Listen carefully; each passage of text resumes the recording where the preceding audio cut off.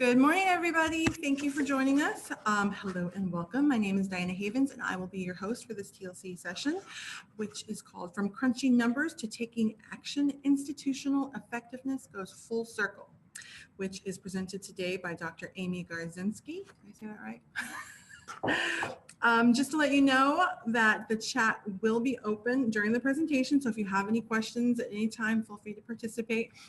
If you haven't figured out already to open the chat, you need to click on the little chat bubble at the bottom of your screen. But now I'd like to welcome Dr. Garczynski, and let me mute my speakers first, though.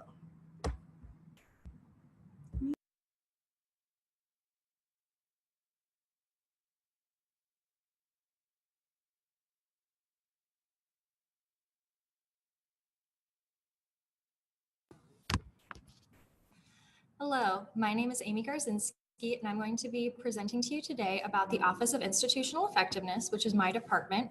We are a relatively small department. There are only 5 members of the department, but we have a wide-reaching impact.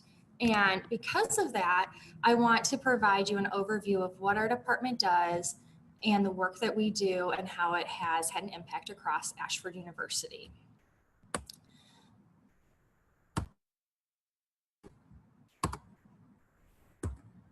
So to begin, if you've even worked at Ashford University for a few short months, one of the things that you'll notice about post-secondary education is that it is a wildly changing climate, and it is going through rapid change. And throughout that, one of the most notable changes is that universities are increasingly being held accountable for student success. We can no longer admit students into the university and hope for the best. If we see students struggling, we need to understand why those students are struggling, and we need to put support in place to ensure that these students have the best opportunities for success. And this really underscores what the Office of Institutional Effectiveness does. We identify these changes in student performance, but we also seek to understand them. So what I will be doing in this presentation is going through some high-level examples of how we monitor change at the institution, identify shifts in performance, seek to understand and explain those changes, and then turn them into action in consultation with institutional leaders. So on this slide, you can see a broad overview of what I will be discussing. So first, I will go over some reports that we do look at frequently to monitor change. And I'll show how we go through each of these steps and end at that conclusion step of action, which, to be frank, is probably the most important step of any of the work that we do. If we go through and do a project and the results tends to be, oh, well, that's interesting. In a certain way, it almost feels like a failure because we can't further support students with that research or take action on that research. One other thing that I want to call your attention to on this slide is at the bottom of those 5 items, we have an arrow going back from action to monitor. So this is really to highlight that we like to close the loop on that. So if we do conduct research, turn this into change for the institution, we then want to monitor that change to ensure that it's having the desired effect. So moving on to a couple examples of reports that we produce to monitor student success.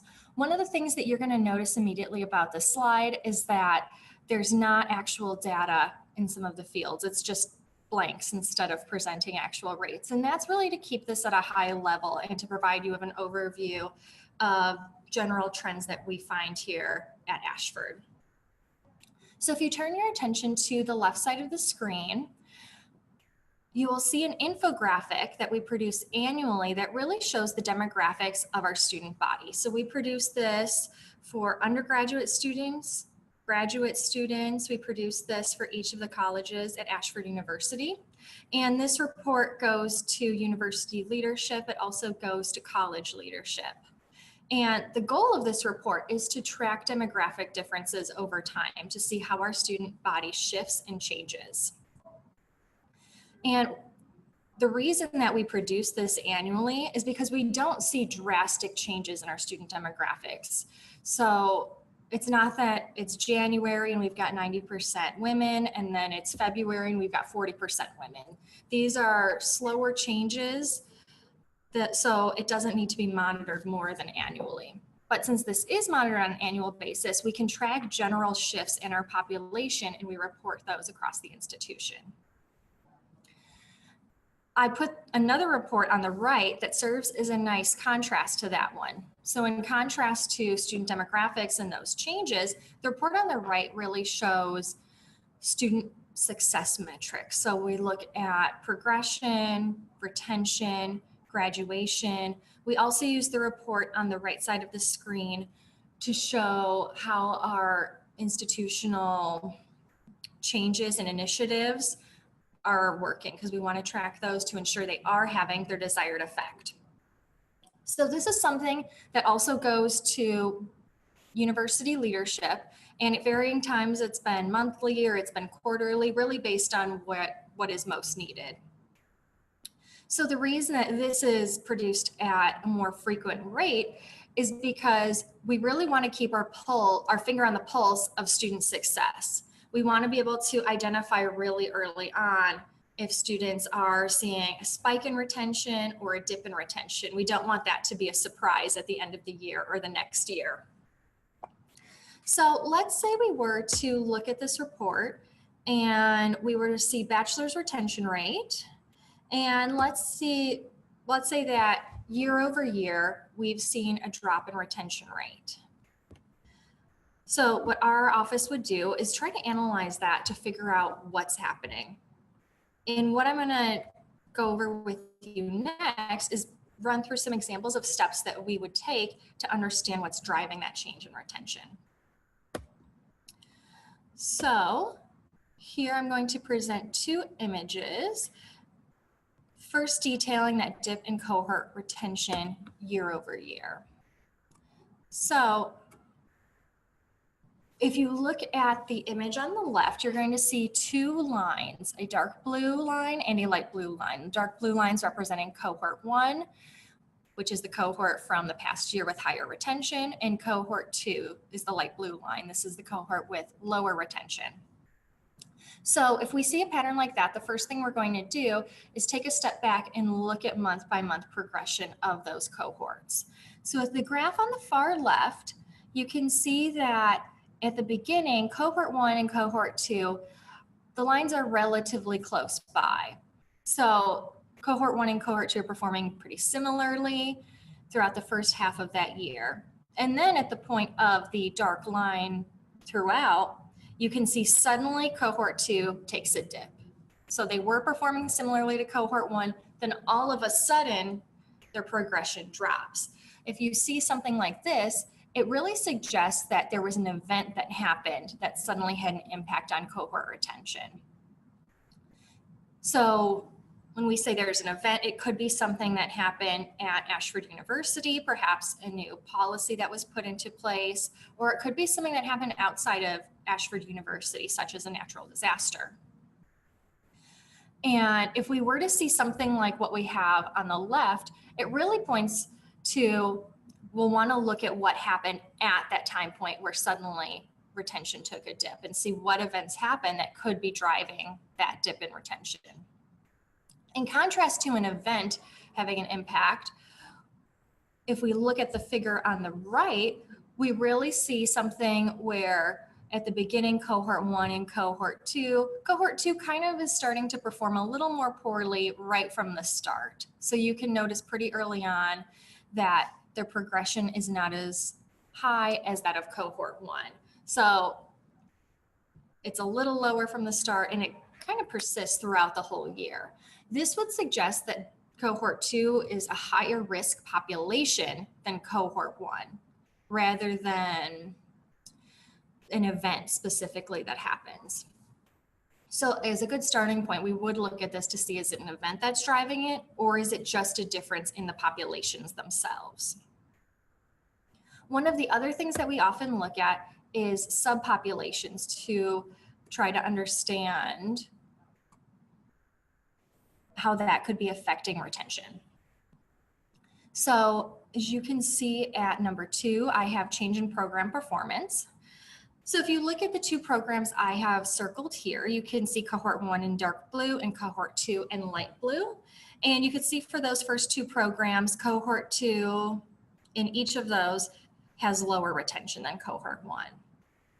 Whereas if you were to look at program 3, program 4, program 5, they're more similar retention year over year. In fact, programs 4 and 5, cohort 2 actually has higher retention than cohort 1 did. So it's really these first two programs where we're seeing the big differences. So if our office was to find a difference like that, the first thing that we would do is reach out to leadership in these two programs and see if this is something that they are aware of or if it was something that they were expecting. Because it may be that we share these results with them and they say, yes, this is exactly what we were expecting because we made a change, we increased rigor in our program, and this is the results of that. So in these cases, we would really treat program leaders or university leadership as subject matter experts in their respective areas. So far we've looked at how the cohort themselves could be different, how an event could happen, and looking at subpopulations. A third thing that we will often look at is the characteristics of the student and if those have changed, which indicating that maybe the second cohort is perhaps a higher risk population. For instance, in the example that I have presented below, we have the number of transfer credits by cohort.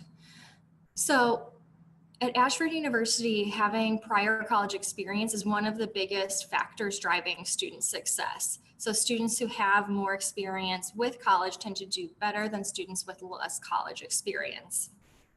So if we see a scenario like this, where cohort 1 has more credits transferred than cohort 2, it could really indicate that cohort 2 is simply a higher risk population and needs additional support. But in cases like this, we can't simply say, oh, cohort 2, too bad for you, you're going to struggle more. We want to actually make sure that we have systems in place to support those students. So next I'm going to go over some high-level examples of how our office has used research to explain phenomena changes at Ashford University and how we put together different components of different initiatives to see the extent to which each has an impact on student success. So the first example that I'm going to go through with you has to do with a number of retention initiatives that were put into place at the end of 2012, start of 2013. So 5 different retention initiatives were put into place, things that range from age requirements, class size, student orientation. And what was noticed is that after all of these initiatives are put into place, student retention and student progression did increase, which is a great thing. But just by looking at before and after, we can't tell if all of the initiatives were having an impact or some were having a bigger impact than others. So what our office did is we looked at each of these initiatives individually by looking at differences in the dates in which they were implemented, by also looking at whether a student participated in one initiative versus another to really isolate the individual effects of these initiatives. And what we had found is that one of the initiatives may not have had much of an effect, another one, no consistent effect, whereas initiatives 3 through 5 did have an impact. And for example, if you look at initiative 3, this had an impact on 6-month progression. Specifically, if a student participated in this initiative, it increased their likelihood of progression by 17%.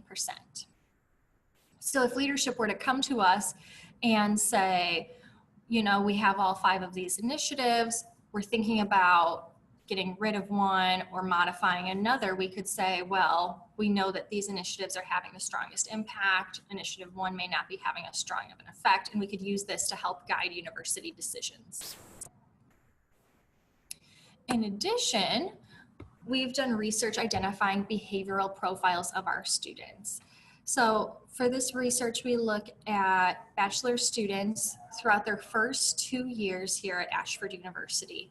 And we look at a lot of their academic performance. So we look at their course outcomes at various time points. We look at if they're taking breaks, if they withdraw and return, and we look at their months that they're active here at Ashford University. And looking at all of those factors in the first 2 years, we're able to isolate 3 different behavioral profiles or behavioral patterns. And as you can see from the pie chart, we have almost 1/3 of our population in each of those groups, with the peach colored pie, what we're calling the achievers, representing a little more than 1/3. So to go through each of these groups and what they represent, the early dropouts are students who they arrive at Ashford University and they don't stick around for very long. They tend to withdraw very early. Basically, this entire group is almost gone the first few months into Ashford University.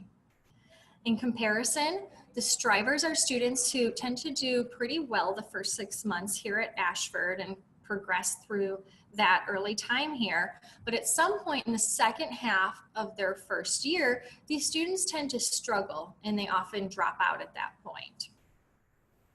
The third group, achievers, are students who tend to have just smooth sailing through the first 2 years. They progress, they consistently perform well, consistently make progress on their courses. So if we were to cater our interventions to different populations, we may say, hey, the achievers, they're doing great. We don't need to provide as much support. We just need to kind of let them do their thing. In contrast, we may want to focus on the strivers. These were the students who were doing well, but then at some point along the way, they hit some bumps in the road and they struggled. So we may want to ensure that we have support in place for them before they are encountering those struggles in the second half of the first year.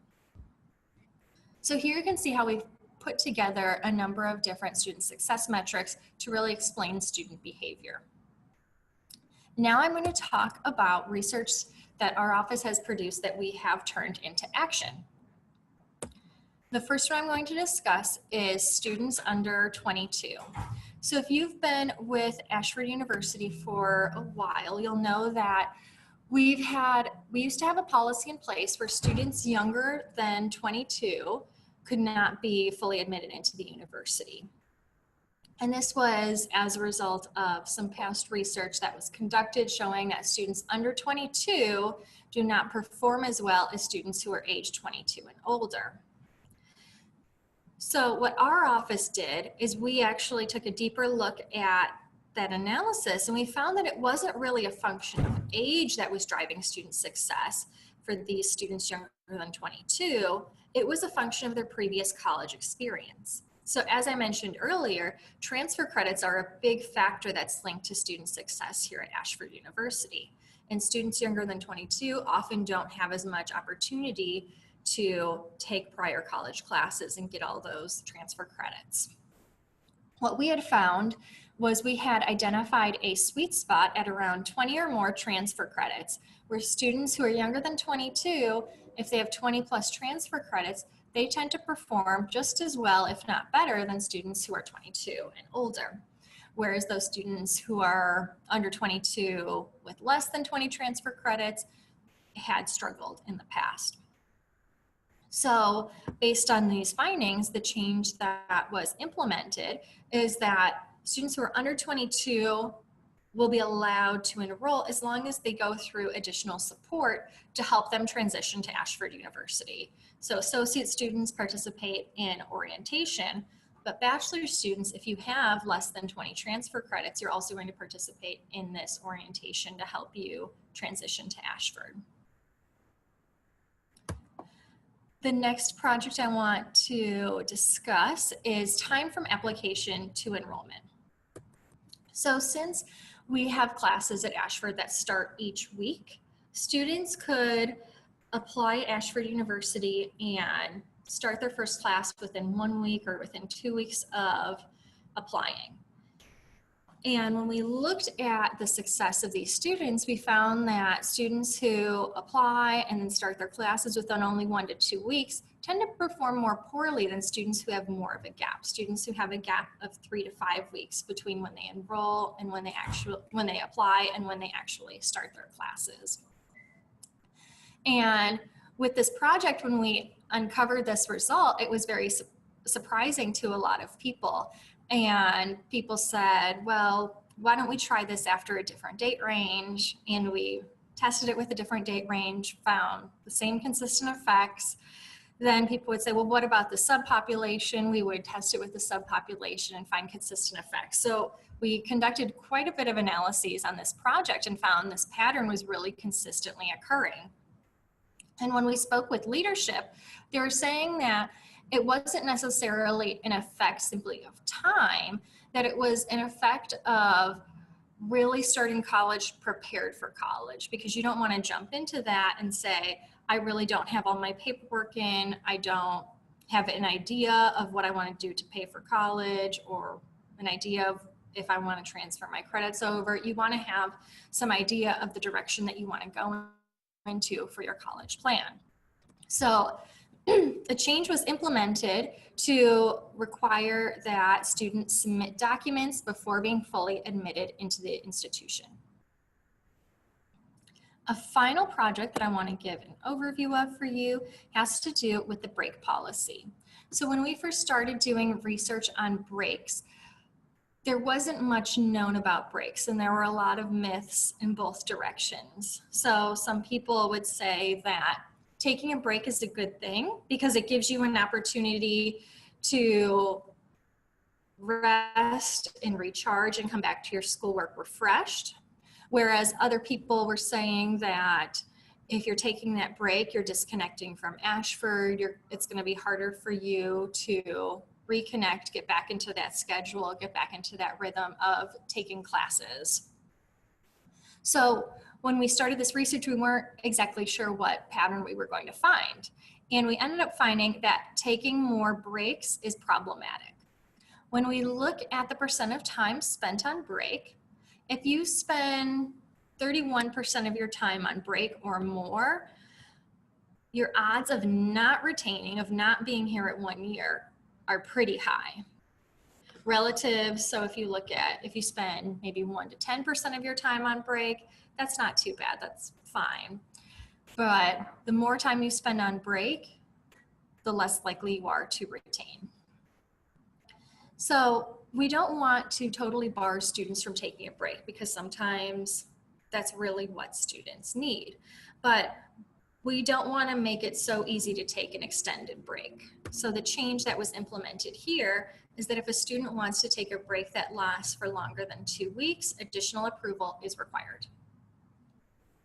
So now I've given you an overview of projects that we've turned into action, projects that have allowed us to explain different components of student success and how they fit together, as well as given some examples of reports that we produce to monitor, identify, and understand shifts in student performance. So I want to open it up and see what questions you have for me. I know, Diana, you were monitoring the chat. Do you?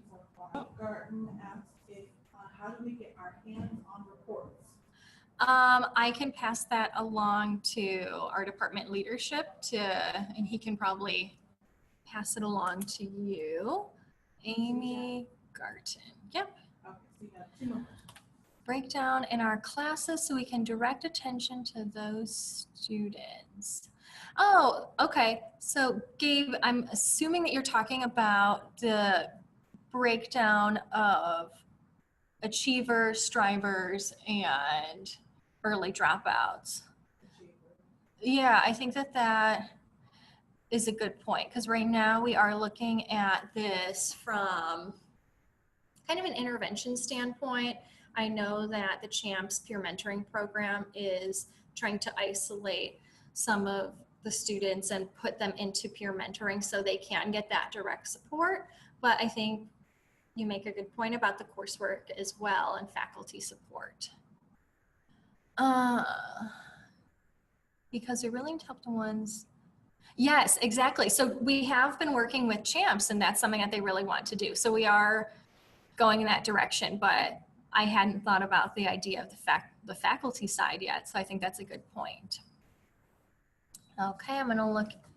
When you are looking at the student populations in each category, how do you disaggregate the data to look at specific student demographics?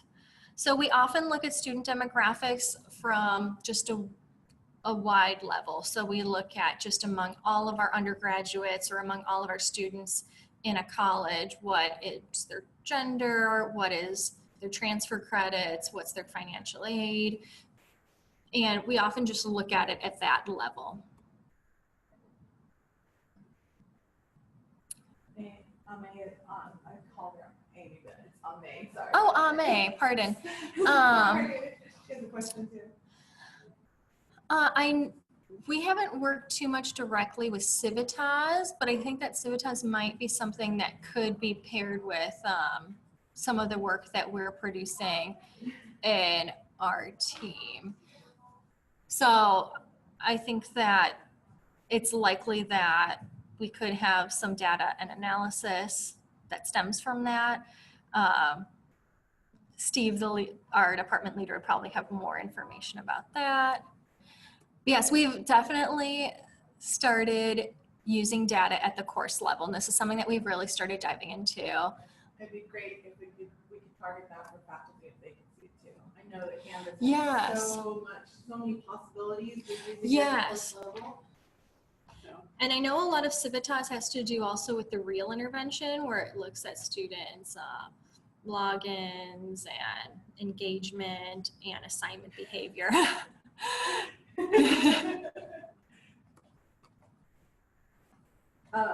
Yes, that would be great if it notifies you if the student has logged in 48 hours, you could check on that. Yeah, and I mean, really the purpose here is to support students. We don't want to say this student is a high-risk student, we're going to ignore them. We want to make sure that we do take steps to support them.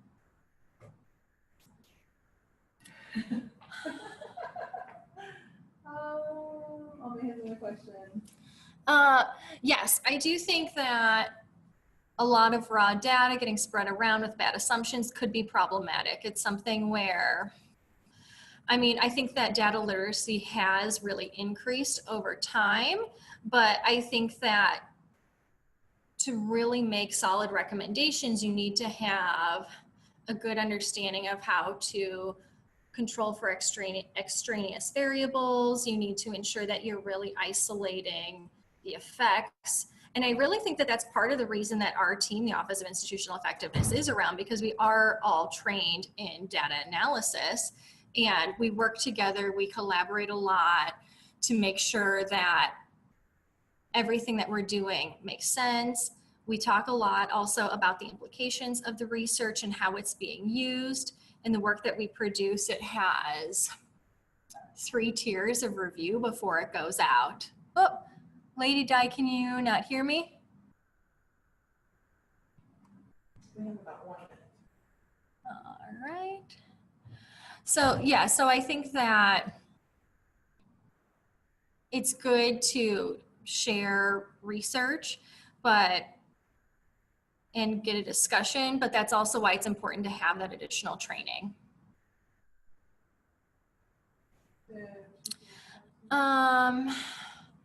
What kinds of things are you thinking about getting nervous about?